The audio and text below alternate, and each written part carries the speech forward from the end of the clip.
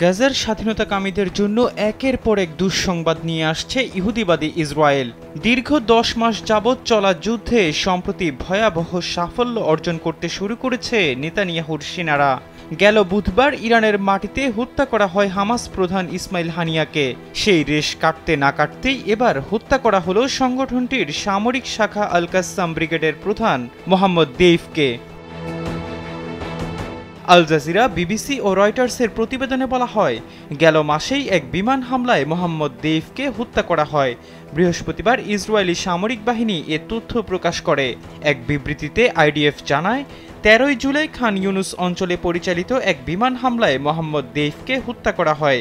গোয়েন্দা তথ্যের ভিত্তিতে এই অভিযান পরিচালনা করা হয় বলে জানায় ইসরায়েলি প্রতিরক্ষা বাহিনী। খালাম্মা, আমি আপনার মোবাইলে সেলফিন ইনস্টল করে দিতেছি। আপনার রেমিটেন্সের টাকা আপনি নিজেই জমা করতে পারবেন। সেলফিন, আগামীর ব্যাংকিং।